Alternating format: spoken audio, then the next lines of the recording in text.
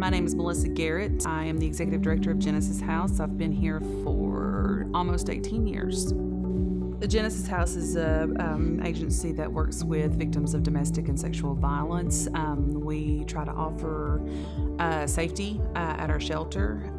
We have goods and services that we provide them. We also have advocates that go to court to work with the victims of domestic and sexual violence and be pretty much the court liaison between the DA's office, any part of the court system to make sure that survivor is understanding what's going on. We have an emergency shelter. The hotline's 24/7. Someone will answer that call at any given time.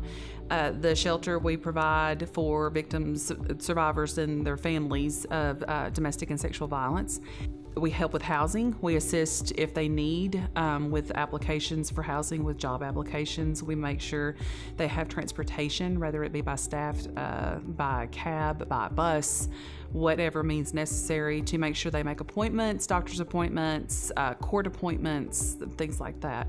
Our job is to pretty much assist them into getting into a stable life and independent. It was real fearful. Because he would always say he was going to kill me if I think you're finna leave, and when he sleep, I have to be right there.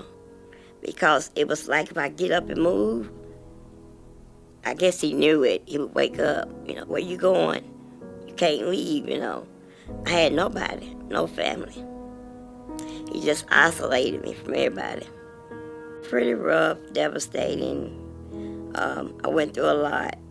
And for like 15 years, till I finally just couldn't take no more, and it was horrible because I didn't have nowhere to go, nobody to turn to, and it was like I never could be alone to get away because he was always around me, or I had to be with him, and it was pretty rough.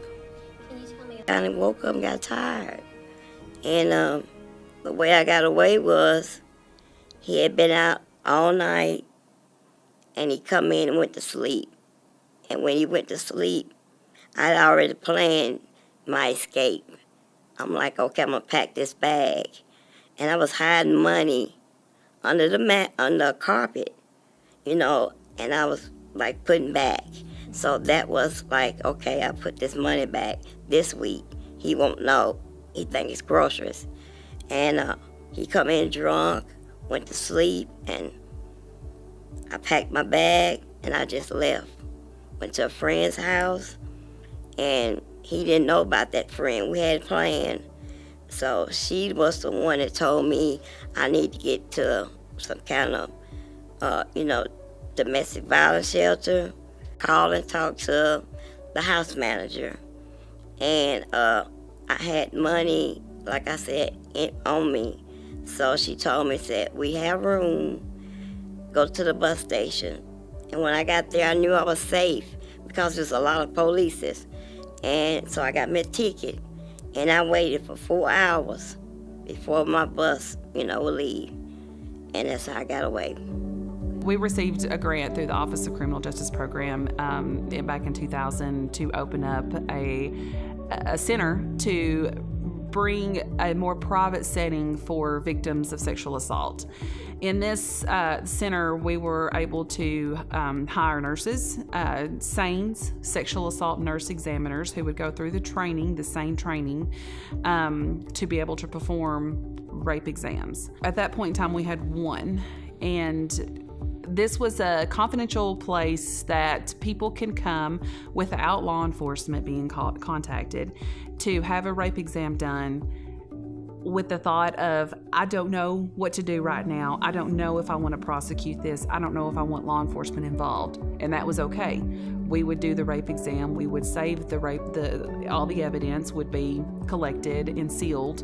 And we would keep that. And we would keep that for a certain amount of time, and until that person says, yeah, 3 weeks later, they decided they want to prosecute.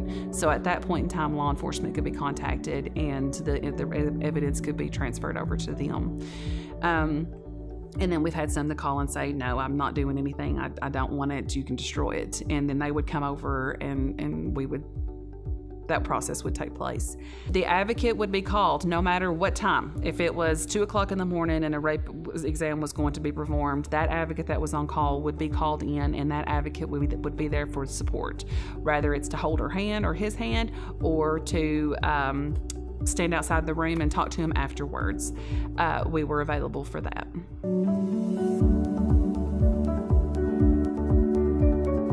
What it boils down to is we'll take anything, because when somebody comes to the shelter, they have pretty much nothing. And if they're going to get out on their own, have their own place, they need lamps, they need microwaves, they need tables, they need couches. So we take any kind of household items also.